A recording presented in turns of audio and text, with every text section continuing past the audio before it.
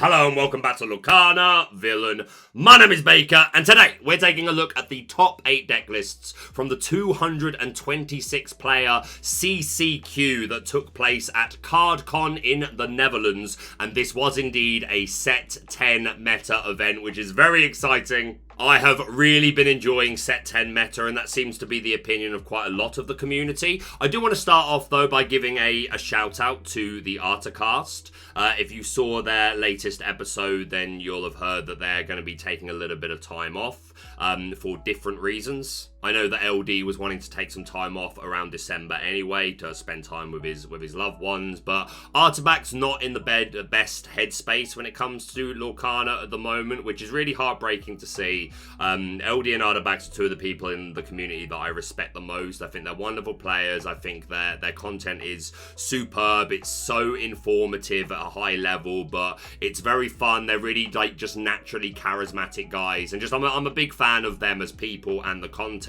But yeah, I wanted to give a shout out to Artabac, who seemingly not enjoying set 10 meta as much as certainly myself.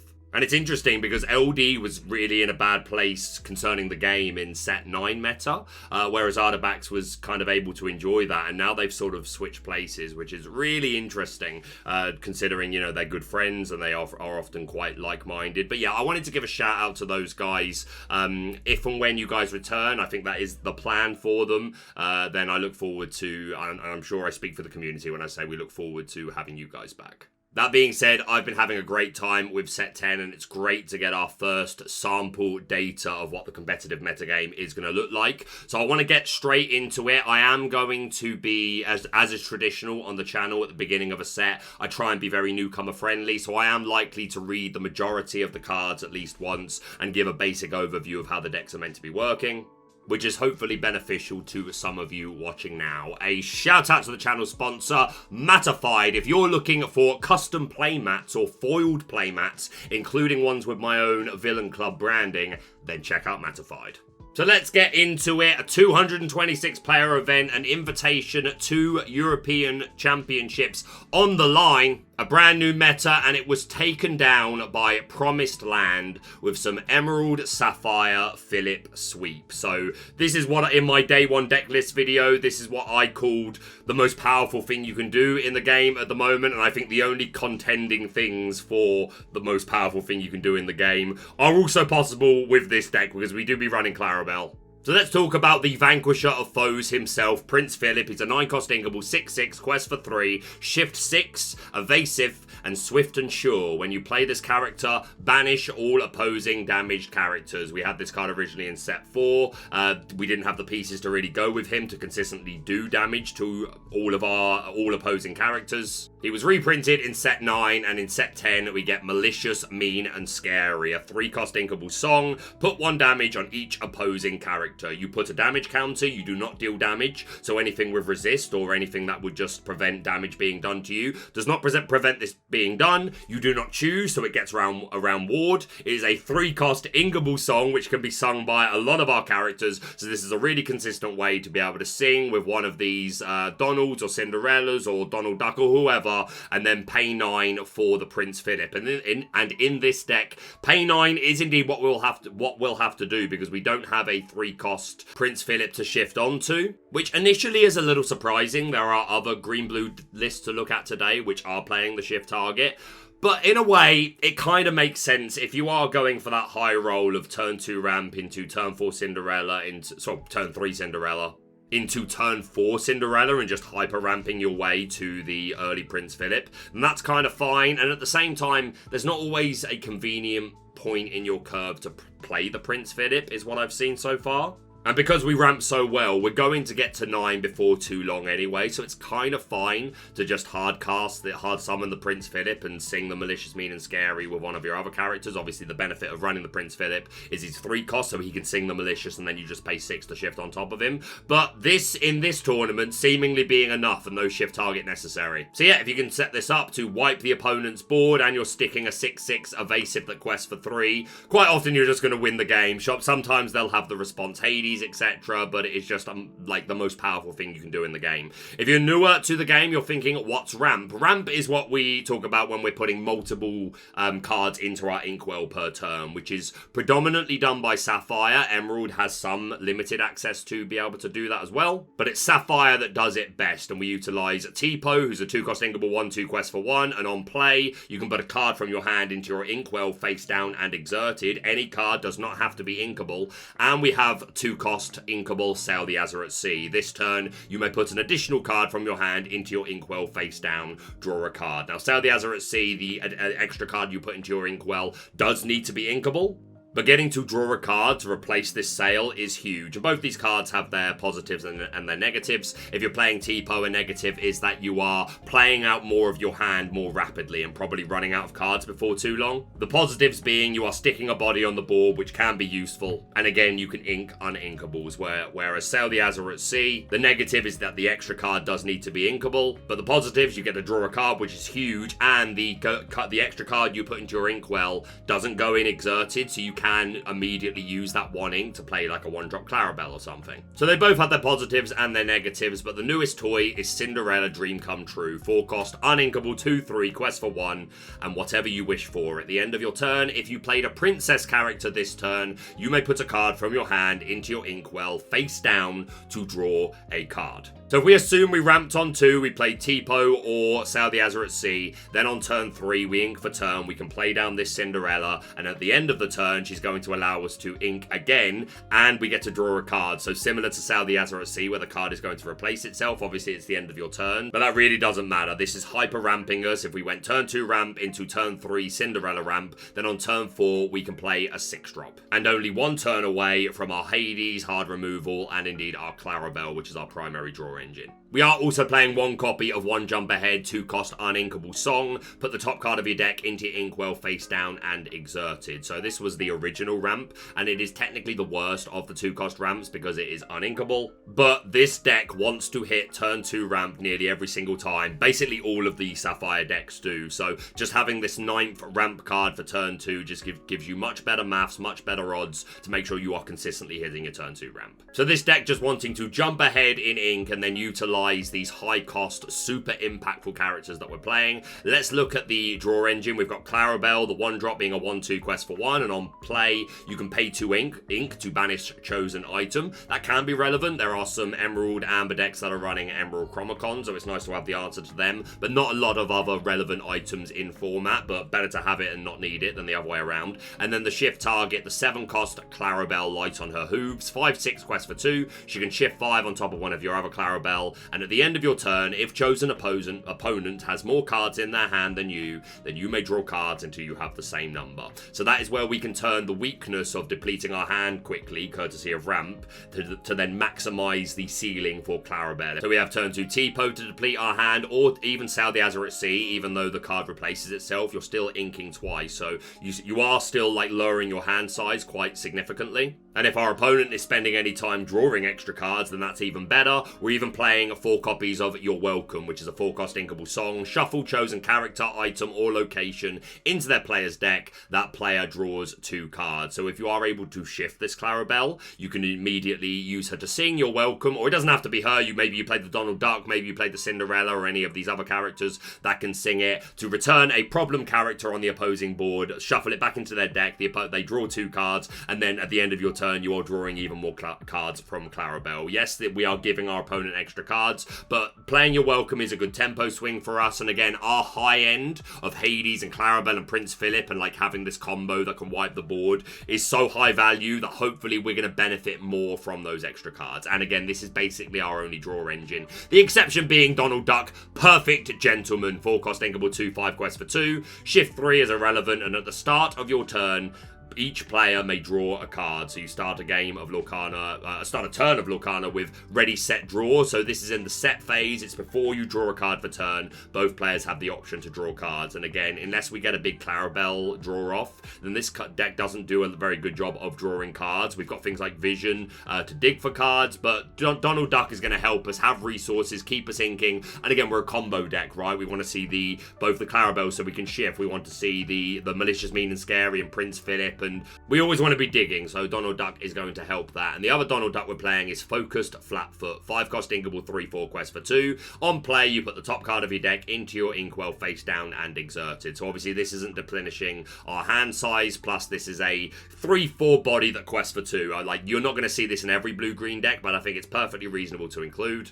Especially in a deck that isn't running the 3-cost Prince Phillip, so we do want to get to 9 as quickly as possible, so I think this makes a lot of sense. 2 copies of John Silver, 6-cost Inkable, 5/5 quest for 2. On play and on quest, you can give an opposing character Reckless, which can be really annoying. Reckless meaning that they must challenge if able, and they can't quest, although they can sing songs, which is very pesky. But yeah, just a really solid 6-cost slot is pretty important if we do go turn 2 ramp into turn 3 ramp into turn 4 6-drop. Playing this super early sounds annoying. And we're running 2 copies of Max Goof Chart Topper. 6-cost Inkable, 4/5 quest for 2. Shift 4 is irrelevant. And number 1 hit. Whenever this character quests, you may play a song card with cost 4 or less from your discard for free, then put it on the bottom of your deck instead of into your discard. So, the fact that we can't shift this means that we're never playing this and then immediately questing. So this is always going to be a little bit slow. But again, you can play it as soon as turn 4 as a 6-drop. And we do have songs plenty that fit. In fact, all of our songs are perfectly reasonable. You're welcome. 2 copies of Mother Knows Best.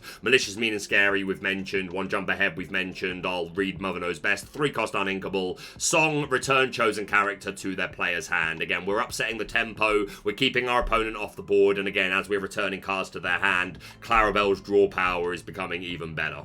So yeah, Max Goof being able to sing these songs again, and again, he's a 4/5 that quests for 2, is super good. And we're running 4 copies of Basil, Undercover Detective, 7-cost Inkable, 5/4, quest for 2. On play, you may return chosen character to their player's hand, so same as what I just said about Mother Knows Best. Again, we're keeping tempo on the board, we're keeping our draw high with Clarabelle, and whenever this character quests, chosen opponent discards a card at random. So we're going to make them basically empty their hand. Some decks already want to empty their hand, so you're not always going to get the value from the second part of the effect there, but just the fact that it has a come into play ability to bounce a character is super good. And I mentioned him briefly, Hades, Infernal Schemer, 7-cost Uninkable, 3/6 quest for 2. When you play this character, you may put chosen opposing character into their player's inkwell face down. The premier, straight removal in the game for just 1 character. Yes, we are giving them ink, but just removing a problem body and sticking a 3/6 quest for 2 is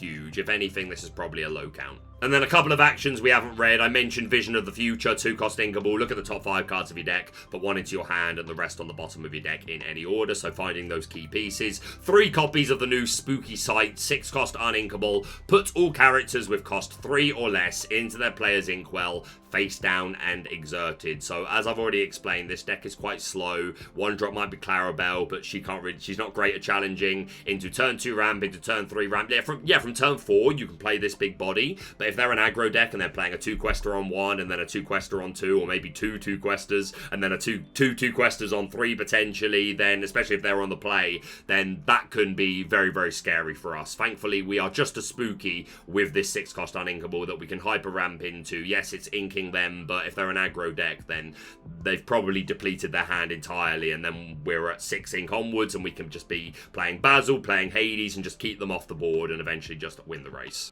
And we're running 1 filthy copy of Bend to My Will. 7-cost Uninkable. Each opponent discards all cards in their hand. So they're already going to be incentivized to empty their hand so that your Clarabelle isn't getting too much value. At the same time, they're also incentivized not to overly play to the board, because if Prince Phillip comes down and just sweeps everything, they want to have something to fall back on. So it creates this really awkward problem for basically all your opponents. Not all. The Amethyst Steel decks and the Blue Steel decks, they just want to empty their hand and play Goliath anyway. That's kind of annoying for us. But if they do choose to draw a lot of cards, or we give them a lot of cards because of your welcome, things like that, then we do indeed have the ability to take them all away. So yeah, a lot of people predicting that blue-green was going to be the best deck day 1. There are 3 to look at in this set of top 8 deck lists and taking the whole thing down. So yeah, Phillip Sweep seems very real. I don't think we have a definitive 60. The other two builds are a fair bit different to this, but looks super solid. A huge congratulations to Promised Land, qualified for the European Championships. Next up in top 8, we've got LB Tarbaric. Apologies if I'm saying that wrong. Also with a Phillip Sweeper deck, but with some differences. So for a start, we're playing 3 copies of Under the Sea. 8 cost uninkable, sing together 8, so you can have multiple characters whose total level equals 8 or more exert to sing this. Put all opposing characters with 2 strength or less on the bottom of their player's deck in any order. Now, this deck isn't playing any way to lower the strength of opposing characters, so we are capped at 2 strength or less, but that's already pretty relevant for some very significant characters. In this deck alone, Donald Duck is obviously 2 cost or less and are 1 and 2 drops. But against the purple decks, hitting Elsas, hitting Genies, that's pretty huge. So an extra tool that we can use to control the board along with the Phillip Sweep. We're also running 1 copy of Potion of Malice, and I was really interested in this card when I first reviewed it, so it's cool to see it here. 3 cost uninkable item, Suppressed Anger, exert and pay 1 ink, put 1 damage on chosen character. That's pretty cool. Like just as damage as a math fixer, that's going to add up, but obviously this is here to put damage on characters so that you can play your Phillip and sweep them away if you don't have access to Malicious, Mean and Scary. And because this hypothetically is going to remain on the board, you constantly have access to this ability for at least 1 character to insta-banish. And Mindless Rage, exert and banish this item. Each opposing damaged character gains Reckless into the start of your turn. This could be really saucy if they're just like winning the race, but you've been able to put 1 damage on all their guys courtesy of a Potion of Malice over a couple of turns. Maybe you found the Malicious, Mean and Scary but not the Phillip, but then you're able to pop this and give them Reckless, and then you do a big questing turn, your Donald, your Bazils, your Clarabelles, and then just win the race that way. That's pretty interesting. We're also leaning much more into Basil, 4 copies of the Undercover Detective that we already discussed, but also 4 copies of the 1 drop, who's a 2/1 quest for 1 with support. Support could be super good for just as a math fixer.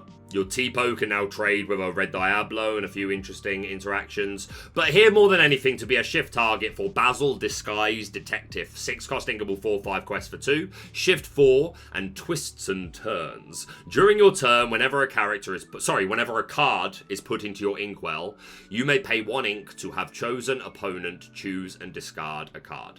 So this creates a different problem for the opponent because, again, with Clarabelle, they are incentivized to lower their hand size. So if you can then shift this and then ink multiple times in a turn, like ink for turn, and then maybe you play Sail, maybe you play Tipo or Cinderella, maybe you make them discard the last 2 cards of their hand, which obviously is counteractive to if we wanted to play Clarabelle, but maybe we don't have to now, or maybe we didn't even find the Clarabelle, and this is just a good way to get them top decking. So I think that's very cool. It also can shift on turn 3. You go turn 1 Basil, turn 2 Ramp, and then you can play this Basil super early if you need the stats early against the aggro decks. And again, it's a 4/5 body that quests for 2. So I'm a big fan of Disguise Detective. One of my reveal cards, actually. But yeah, Potion of Malice, super interesting. I really like the inclusion. And again, this 2-line special looking super consistent. I really like the 4 Hades. So yeah, really solid list. A huge congratulations to Tarbaric. And our final blue-green deck of today, we've got Mark. A lot of the same cards we've already talked about. 1 copy of that Under the Sea. We are playing the 2 Spooky Sight, the 7 cost Basil, but no Basil engine overall here. We are playing 3 copies of the Prince Phillip to be a shift target, and he has ward, so he can be pretty tricky to remove. Only 3 copies of Cinderella and 1 copy of Key to Creative Thinker. I do wonder straight away if it was just an accessibility problem. Maybe they just didn't have access to the 4th Cinderella, so they thought, okay, I'll just play Kida, which totally reasonable. But Kida, 4 cost inkable, 3 quests for 1, ward, and Key to the Puzzle. Exert. Look at the top 2 cards of your deck. Put 1 into your inkwell face down and exerted, and the other on the top of your deck. So this changes your ramp slightly because with Cinderella you skip from a 4-ink turn to a 6-ink turn, whereas Kida you still have the 5-ink turn, but then you skip from 5 to 7. Kida would also not allow us to hyper ramp into Spooky Sight as soon as we might need to. But yeah, I do like Kida, but I do wonder if this would have been 4th Cinderella if the possibility was there. We're also running 3 copies of Clarabelle, Contented Wallflower, 3 cost inkable, 2 3 quests for 1. When you play this character, if an opponent has more cards in their hand than you may draw a card. card. So this is an extra shift target for your big Clarabelle. Maybe they're able to shoot the 1-drop with Fire the Cannons, or Strength for a Raging Fire. So it's an extra body that can shift into the Clarabelle, and the potential to draw a card should be online quite consistently. If we are, like, if we play this before we get a big Clarabelle boost, then I think good odds that our opponent has more cards in their hand than us, especially if we play something like You're Welcome. And then the Spice, 1 copy of Ink Geyser, 3-cost uninkable. Each player exerts all the cards in their inkwell. Then each player with more than 3 cards in their inkwell returns cards at random from their inkwell to their hand until they have 3 cards in their inkwell. So yeah, if you're playing this Ink Geyser, then I think you definitely need the 3-cost Prince Phillip so that you can get this shift online again a little bit quicker. And yeah, if you play this Ink Geyser on a turn where you've already set up like Akida, maybe you've got Cinderella or just the other ramp tools in your hand to be able to get up to a high ink threshold quite quickly again, whereas you've just set your opponent back who knows how many turns. So yep, certainly interesting to see a one-off Ink Geyser here. Overall, Emerald Sapphire, first big event of set 10, CCQ, proving itself to be a dominant force in our metagame. A huge congratulations to Mark. Alright, going back to second place, we have our one and only Blurple list. What in the Frank Carston is going on here? What the Frank? So yeah, our one and only Blurple list. There's some cards to talk about. If you're a newer player, this is another deck utilizing Sapphire's ability to ramp. So you see 4 copies of that Tipo, 4 copies of Sail the Azure at Sea. We've got just 2 copies of Vision of the Future to find key pieces, 4 Hades to be that premier removal, and we are running 4 copies of that Basil. We don't have a shift target, but in this deck it provides a very different utility, which we'll get to. No Cinderella really necessary for Blurple because, like, the 5-drop slot, the 4 and 5-drop slots are, like, some of the most powerful slots for Blurple overall. But yeah, general game plan, take advantage of the ramp and hype into your mid-range threats. And again, we have access to Sapphire's premier removal, the game's premier removal with Hades. But let's talk about some purple cards. We've got 1 copy of Rafiki, 1-cost inkable, 0-2, quest for 1, challenger 3. Ancient skills, when he challenges a hyena, he takes no damage, is 99.9% irrelevant. Probably even more than that, but just the Challenger 3, meaning he's hitting for 3, is pretty nice. And 2 copies of Royal Guard, 1-cost inkable, 1-2, quest for 1. Whenever you draw a card, this character gains Challenger 1 this turn. So just drawing a card for turn means he's always got at least Challenger 1, so he's essentially a 2-2. But if we're able to draw more cards in the turn, courtesy of things like Hypnotic Strength, or Genies, or Dumbos, or the high roll being second star to the right, where we draw 5 cards, then we should semi-consistently be hitting at least 3, but the high roll is that we're hitting 4 or 5. Or again, even more with second star to the right. So these are just solid 1-drops to make some nice challenges. Again, the Basil can support them to get them hitting even higher, but not predominantly what he's here for. We'll come back to the Spice. We're running 4 copies of Genie, Wish Fulfilled, a purple staple, 4-cost uninkable, 2-4 quest for 2, evasive, and when you play this character, draw a card. Like, drawing cards is king, putting it down a character on turn 3 that can quest for 2 is huge, and evasives overall very important in our meta, so having access to a high cost of these is very good. 3 copies of Madam Mim Elephant, 4-cost inkable, 3-7 quest for 1. On play, you have to return a character of yours to your hand or banish Madam Mim, which, spoiler, we never want to do that. We want to return a character. And at the start of your turn, you may move up to 2 damage counters from this character to chosen opposing character. Now, this 3-7 body is humongous. And if we curve 1-drop into turn 2 ramp, we can play this on turn 3 and bounce back our 1-drop or our Tipo if we chose that way to ramp. And some decks, predominantly Amethyst Steel, really struggle to get over this Madam Mim Elephant. Not to mention the second part of the ability is like they can never do it across 2 turns. They can't put some damage on and then finish off the next turn because you're just going to move the damage and you're just going to start to profit from that yourself. So overall, these stats are just really good. We can play it very quickly, and returning a character to your hand is actually very, very good in Lorcana, especially when you have strong come-into-play abilities, like the 4 Hades, who we already mentioned, but there are other come-into-play abilities to talk about. Only 1 copy of Dumbo, the 9th wonder of the universe. 4-cost inkable, 3-3 quest for 1. Evasive, breaking records, you may exert and pay 1 ink to draw a card and gain 1 lore. And making history, your other characters with evasive gain that same ability to exert, pay 1 ink, draw a card, gain 1 lore. So we have the 4 genies that are evasive, the Dumbo themselves, and there are also Elsas, who we'll get to in a moment. And then potentially the Ursula, who we will also get to. Yes, there are a lot of answers to Dumbo in format, but the idea is you build up a board of a couple of evasive characters, and then you play a Dumbo on a turn where you already have enough ink to be able to immediately use Making History, exert, draw cards, gain lore, and Dumbo is still a must-answer character, otherwise he is going to start to run away with the game. So I am kind of surprised at only 1. And then filling out our 4-drop slot, we've got 2 copies of Dolores Madrigal, 4-cost Ingable, 3/3 quest for 2. When you play this character, if an opponent has an exerted character in play, you may draw a card. The opponent having an exerted character in play is semi-reliable, especially at the mid to late stage of the game. Don't get me wrong, a lot of decks just stare at each other for a few turns. So on the play, you're not always going to have this online, but you have other 4-drops that you can play. I think it's a reasonable inclusion. And the spicy one, who I kind of like, is Demona, Betrayer of the Clan. 4-cost Ingable, 4/6, quest for 1, Challenger 2, and that Stone by Day ability, where if you have 3 or more cards in your hand, this character can't ready. Now, this is a deck that really does want to have 3 or more cards in its hand more often than not. That being said, if this Demona is turned sideways, it is hopefully because she got off a very favourable challenge and survived. So maybe it's not the end of the world if she at least did her job. And she can indeed do that. Like, as a 4/6 that's actually hitting 4/6, good odds that you're getting a 2 for 1 out of this Demona. And I've been talking about Bronx in Red Purple, who I've moved away from a little, mostly just because he can't quest. But like, I see the need and the reasoning to want to be able to take care of big bodies with a reasonably costed character yourself. And Demona is a 4-cost that we can play as soon as turn 3. Is going to answer the majority of important characters in the game as a 6/6, and quite often she's surviving to do something else. So I actually quite like the Demona.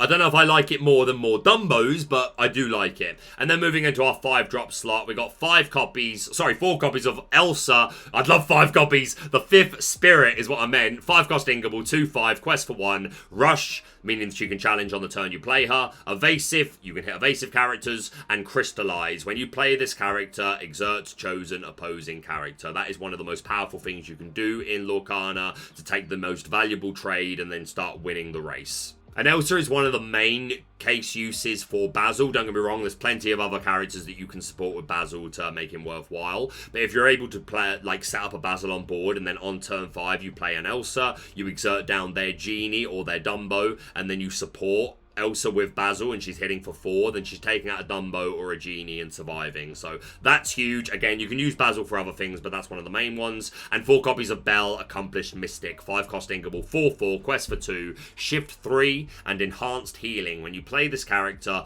move up to 3 damage counters from chosen character to chosen opposing character. An essential tool in the evasive battles. Again, Genies, Dumbos, Elsas kind of just sit there and just quest away, or in Dumbo's place, draw you cards and gain you lore, like, unless your opponent has the answers for them. And it's not uncommon for one player to play a Genie, the other player to follow up with a Genie, and then turn 1 player to play an Elsa, and they put both their Elsa and their Genie into your Genie and take it out, but then they're sitting there with damage. You could follow up with a Belle and move the damage from their Elsa onto the Genie, which is getting rid of, like, the more annoying card, really, as the 2-quester. And there are a plethora of other examples of Belle being able to give you amazing value, especially with some of these big bodies like Demona with 6, and Madam Mim Elephant with 7, and again, Elsa in herself having 5 is huge. And the high end, of course, has some big bodies, and this is a card that, like, it really shows players' skill expression about, like, how often they give you Belle value, because quite often moving 3 damage with a well-timed Belle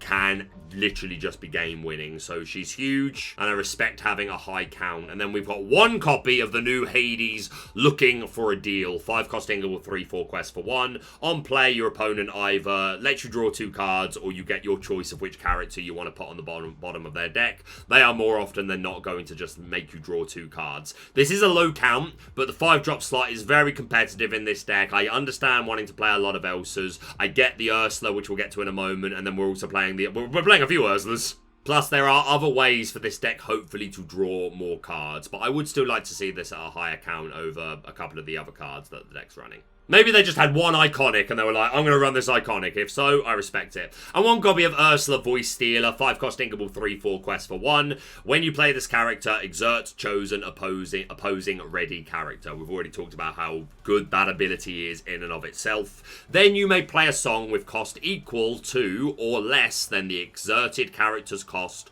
for free. Now, the only song in this deck that you are ever going to get a hit with is Into the Unknown. Our other song is Second Star to the Right, which is 10 cost. There's no 10 cost characters that are seeing play. This is never going to happen. But Into the Unknown is a Blurple dual link card, 3-cost inkable song. Put chosen exerted character into their player's inkwell, face down and exerted. And wouldn't you know it, our Ursula just exerted a character. So that's the high roll, is that you get to combine these. But even if you don't have the Into the Unknown in your hand, we already talked about just exerting opposing characters is huge. So you can just think of this Ursula as 5th, like quote unquote worse Elsa. But sometimes you get the high roll of playing Into the Unknown as well.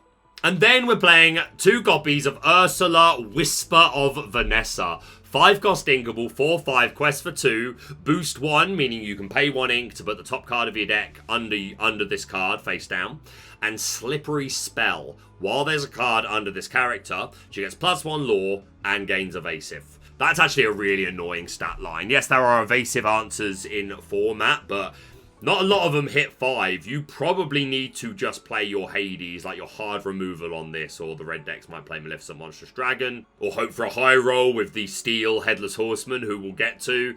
I don't know if it's right, but I really like it. I love the inclusion. I think it's spicy. Like maybe some of us slept on this. Like, thing is, I always thought this card was good, and I know a lot of people did. It was just like, is it making the cut? Are we cutting anything in our 60 for this? But this player finding the room, taking and going all the way to 2nd place. If you are watching Zaro, I would love to know how much this Ursula came up, and will you be using her going forward. But yeah, pushing on 4 Hades, I've already talked about, and 1 copy of Elsa, Spirit of Winter, 8-cost uninkable, 4/6, quest for 3, shift 6, which is relevant because we're running 4 copies of the 5th Spirit, and Deep Freeze. When you play this character, exert up to 2 chosen characters they can't ready at the start of their next turn. So exerting 2 things down, maybe then you're making a couple of nice challenges of your own, maybe you're just freezing them and start questing yourself and winning the race. I think it's a super reasonable one of. And 2 copies of Monstro, Infamous Whale, 8-cost inkable, 6/8, quest for 2, rush, and choose and discard a card. Ready this character, he can't quest for the rest of the turn. So if your opponent has an established board of 2, 3, 4 characters and they've started turning sideways, because why wouldn't they? You have no board.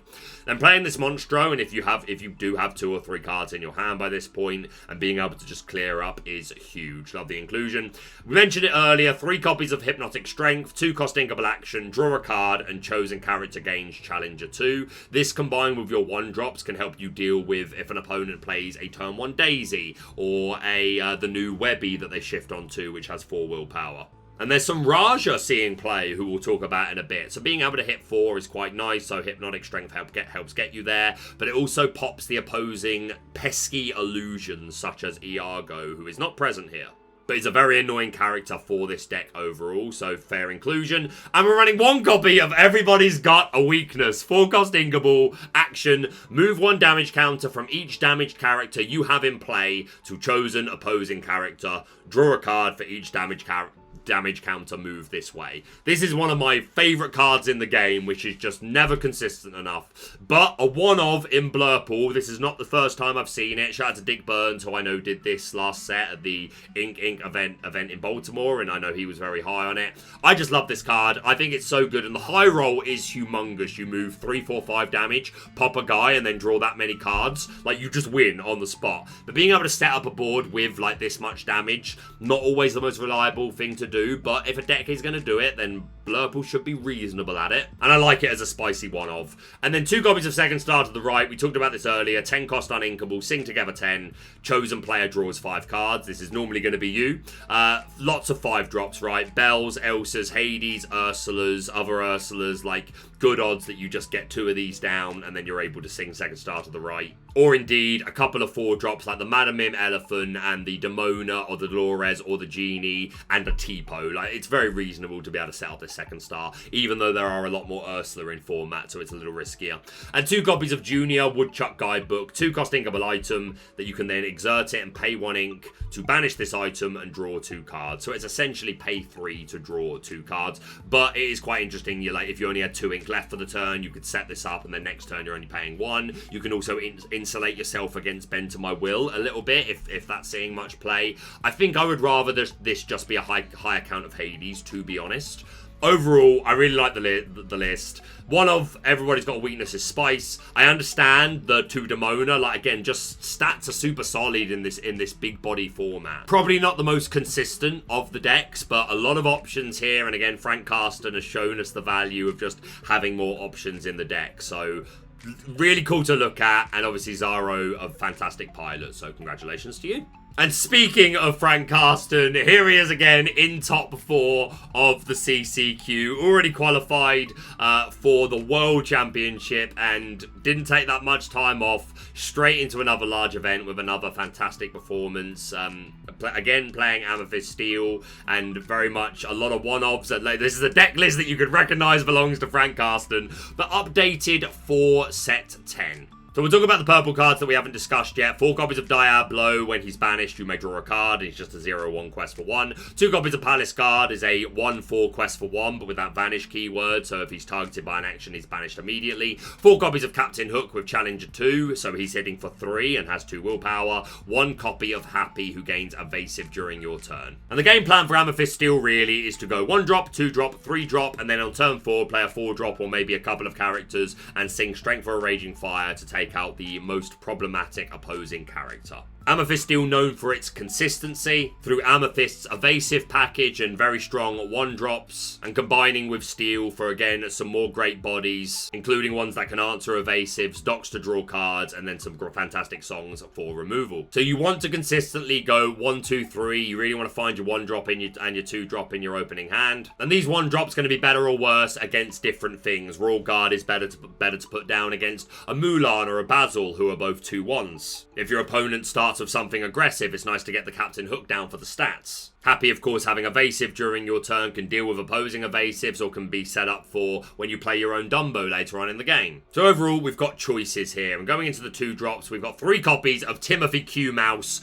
2-cost inkable 1/4 quest for 1. While you have a character with evasive in play, this character gets +1 lore. So maybe you already played the Happy, who has evasive. Maybe on turn 3, you're playing the Tinkerbell or the Genie, who has evasive during your turn. Or maybe you're waiting until turn 4 to quest him when you've played the Dumbo or the Genie, or indeed turn 5 when you've played the Elsa. So good odds for this to be able to quest for 2 for a lot of the game. 1 copy of Violet Saber Wing, 2-cost inkable 3/1 quest for 1, and again an evasive. 3 copies of Black Heron, who's just a 2-cost inkable 3/3. Stats be good. 3 copies of Calhoun, 2-cost inkable 3/2 quest for 1. Resist 1, and when she banishes a character during your turn in a challenge, you gain 2 lore. She can just stop characters turning sideways because they don't want you to just take an efficient trade or maybe even survive the challenge because of that resist, and then gaining 2 lore. And finishing out the 2-drops, we've got 3 copies of Doc, 1/3, quest for 1, and on play, you may discard your hand to draw 2 cards. This is a deck that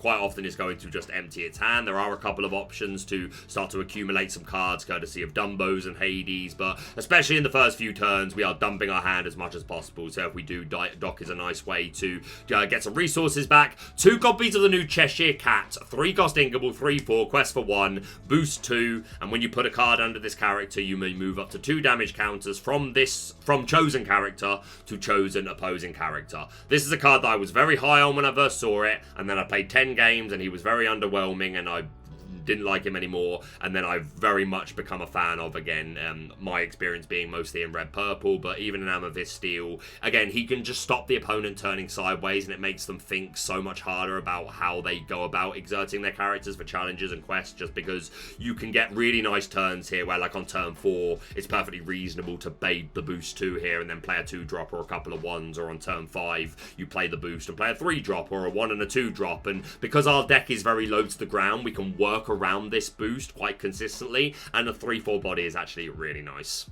Going on, we have 4 copies of Giant Cobra, 3 cost inkable, 4/4 quest for 1, Vanish, so if targeted by an action, it's banished, and on play, you can discard a card to gain 2 lore. Again, if we're playing towards a dock, then depleting our hand with Giant Cobra is perfectly reasonable. 1 copy of White Rose is a 3/3 quest for 1, and on play, you gain 1 lore. 4 copies of that Tinkerbell, 1/3 quest for 2 with Evasive. Not many people are running answers to this. Like, some of the blue decks are being greedy and not running Spooky Sight. Genie cannot one-shot this. Iago's a little annoying, but you probably just ink it against Iago, but there's plenty of decks where this Tinkerbell is going to sit there and quest for 4 or maybe even 6, so like to see Karsten got up to a higher count of this Tinkerbell. 1 copy of Genie Satisfied Dragon, 3/4 quest for 1, and during your turn gains Evasive, so that obviously works well with Dumbo, but the 3 strength is very, very good, like it takes out a Dumbo. Unfortunately, doesn't finish a Genie, but we have 3 copies of the new Lexington, who has Alert, not Evasive, so cannot work with Dumbo, but it can challenge Evasive characters and has that 4/4 stat line, so is one-shotting the majority of the relevant evasive characters in the game. And again, a 3 cost, has that Stone by Day, meaning he can't ready if you've got 3 cards or more in your hand, but this deck in particular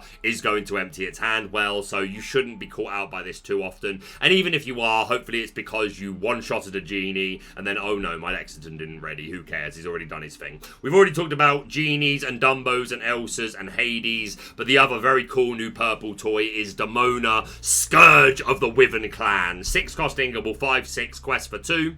On play, exert all opposing characters. Then each player with fewer than 3 cards in their hand draws until they have 3, and that Stone by Day ability, meaning you can't ready if you have 3 or more cards in your hand. So just setting up a just curving out one, like maybe you don't always have to go 4 cost, 5 cost, 6 cost. Sometimes you will, just like Captain Hook or Diablo or Palace Guard into Black Heron or Calhoun or Timothy Q, into White Rose or Tinkerbell or Lexington, into Genie or Dumbo, into Elsa or Hades, into Demona. It's just kind of a sickening curve, and if you're on the play and you get to do this before your opponent plays their Demona, you probably just win the game because you make all the favourable trades there and then. Not to mention you're sticking your Demona, maybe you're getting rid of the evasive threats courtesy of your Happy or your Genie or your Lexington, and now your Genies and Dumbos can go unchecked. And again, this deck wants to empty its hand, so hopefully we are drawing at least 2, but in best case scenario, 3 cards with Demona,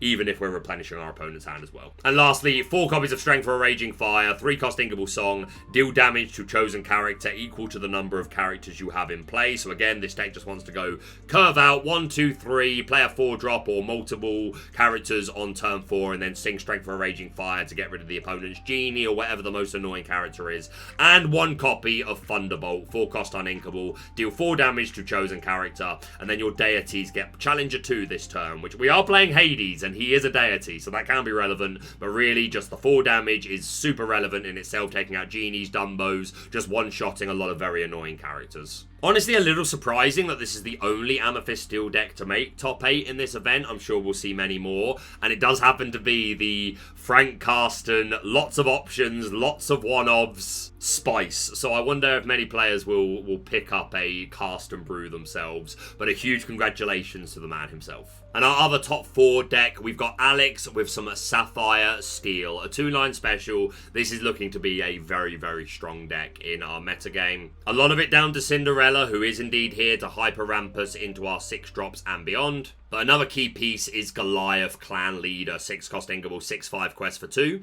At the end of each player's turn, if they have more than 2 cards in their hand, they choose and discard cards until they have 2. If they have fewer than 2 cards in their hand, they draw until they have 2. And again, the Stone by Day ability, so we can't ready. That being said, the Dusk Till Dawn ability should make it that Stone by Day isn't activating all that often. Now, there's a larger conversation to be referenced here concerning what Artabax said about how the game is just punishing you for having cards in your hand, which I don't want to get too much into right now. We're already super pushing it for time, but this is such a powerful tool. Like saying, no, you are not allowed to have multiple cards in your hand. I'm going to play this Goliath and hopefully immediately benefit from it by drawing up to 2 at the end of the turn. And then if you choose to answer it, then you are not going to benefit from the Goliath yourself, which sometimes will be possible, but with this 6/5 body that you can play on turn 4, very unlikely that we're going to be able to remove remove this quickly. Your welcome is the most annoying tool for it, but a lot of decks are just going to have to say, oh, okay, I guess I just can't have cards in my hand.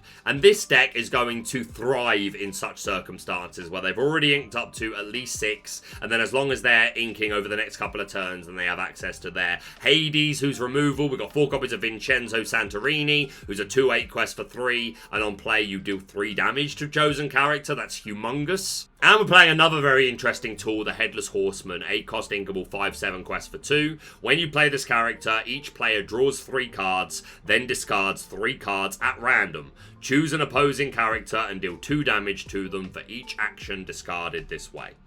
Now, I'm a little higher on this card than Ardabax is. I get it's entirely random, but I think there's good odds that by the time you play this Horseman, you could have played at max 4 of your own actions. Let's say we played Develop on 1, or we played Sail on 2 and Develop also on 2. Let's say turn 4 or 5, we needed to play a Bolt or a Strength or a Raging Fire. And maybe you've had to ink 1 Develop or ink 1 Sail, so you've only got through 4. Maybe you've got through even less than that, especially if you just played a 1-drop like Captain Hook into Tipo. Maybe you kept all your actions, and you're able to get to a point where you didn't play Goliath, and you can hold some of these actions for this Headless Horseman to have high odds to be able to hit him for a lot of damage. Into the opposing blue decks, there's also going to be good odds that they are going to discard some actions. So I think fairly consistently you'll go, I think the average that you're going to hit here is 4, but I think it can be semi-reliable that you can set up to hit 6, again, especially against other blue decks. And if you're doing 6 damage, you're taking out, again, the majority of the format. I think this can kind of act as Blue Steel's Maleficent Dragon, which sometimes isn't going to get the guaranteed straight removal, but in a lot of instances you will, and you're sticking a 5/7 body on the board. Like, this is so awkward to get around. This 7 willpower in particular, so this is going to be so hard to remove. So I do kind of get the inclusion of Headless Horseman, and of course another 6-drop that we can play early on in the game from turn 4 is Tinkerbell, 4/5 quest for 2. On play, you deal 1 damage to each opposing character, and if you banish a character in a challenge with her, you deal 2 damage to a chosen opposing character. So another character that can just lock down boards. 4 copies of Kida here if we miss the Cinderella, and if we do go Kida instead of Cinderella, then we've got a perfectly reasonable 5-drop here in Namari on play, and at the start of your turn, you can draw a card and discard a card. So finding the key pieces, finding those big bombs like Hades, Vincenzo, and Headless, digging for the actions to go with the Headless, and she gets +1 strength for each card in your discard. I think Namara is really solid for challenges. Tinkerbell's good for challenges. You don't really want to be doing it with Goliath because he's your draw engine. Hades only hits for 3, Vincenzo only for 2. Obviously, Headless Horseman hits quite hard, so I think she's great as a beat stick, and again, it's digging through your deck. Oh, and finally, 2 copies of Beyond the Horizon, sing together 7. Choose any number of players, they discard their hand and draw 3 cards each. So we're already playing down to have a low hand size to go along with Goliath. And if we can play a 7-drop and then we find the Beyond the Horizon, we sing it, and then maybe we can make some huge plays with build up our hand for Headless Horseman, or just again keep digging with Sails and Develops and find our removal, whatever it is. So I think it's super solid, and I think Blue Steel is going to do really, really well in set 10 meta. So congratulations to Alex. And our final 2 deck lists are near identical. They belong to IKO Johannes, apologies if I'm saying that wrong, and IKO Crossedon, or Crosseden. Nonetheless, a shout out to both of you, and they made top 8 with Amber Emerald Dogs. We've super overrun, so I'm not going to read every single card here, so apologies if you're a newer player. I promise we'll break it down a bit more in the future. But this is a combo deck masquerading as an aggro deck. We've got a lot of high questing characters like Daisy and Lady, who can quest for 3 if she's got 3 strength. The Elegant Spaniel that quests for 2 if there's a tramp on board. The Lilo quest for 2. The Scrooge McDuck, a fantastic new tool, 2 cost uninkable, 0/2 quest for 2. On play, you draw a card and discard a card. And when he's challenged, you can return him to your hand. That's going to help us find key pieces that we need. It's a quest for 2 character. We're throwing away the Lilo. We're throwing away the 1 and 2 cost characters that we're later going to get back with the Lady Miss Park Avenue, who indeed on play lets you return 2 characters of 2 cost or less to your hand. We've got 4 copies of Webby Vanderquack without the Floodborn, which is really cool. On play, chosen character gets +1 strength this turn. So just playing this Webby gives your Lady Decisive Dog immediately 2 strength because you boost her 1 and then she gets the +1 from her own ability of Pack of Her Own. So if on turn 2 we're playing 2 1-drops, or on turn 3 we're playing like Lady and Webby, then that's great. Immediately this lady is questing for 3. Bobby here to draw a card, discard a card, again finding the pieces that we need. Tramp Enterprising Dog is how we're going to be able to make some pretty nice challenges. It's a 2-cost inkable 1/3, quest for 1. If you control a lady, you pay one less ink to play him.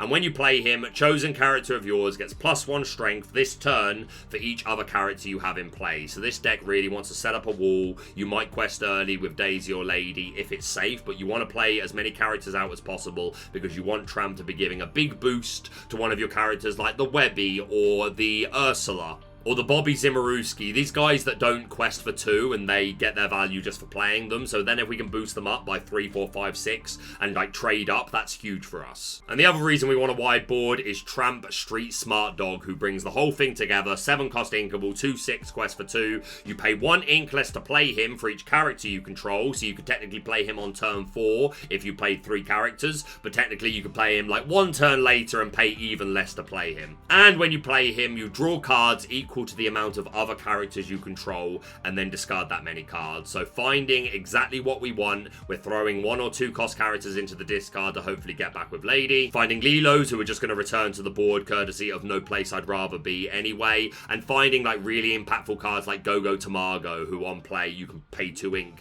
to gain lore equal to the damage on chosen opposing characters. Like we've said all video, there's a lot of big bodies out there, so Go-Go is looking to eat. We've got 3 copies of Emerald Chromacon. During opponents' turns, whenever one of your characters is banished, you may return chosen character to their player's hand. So just offsetting your opponent's tempo time after time again if they do choose to make some challenges into you. And the Spice, 4 copies of Raja Devoted Protector, 3-cost inkable, 3/4, quest for 1 with Bodyguard. So if we do choose to take an early quest on turn 3 with like our Daisy and our Lady or whoever, then Raja could potentially help us get away with that. Because again, really we want to go wide so we can utilize Tramp and both our Tramps. And then we basically want to go like 0 to 12 and then win the game. We want to quest to 20 across like 2 turns really. But with Raja, there's potential to get an early quest for 4 or 5 early on. And even mid-game is just really annoying for the opponent to have to deal with. So, yeah, both lists very similar.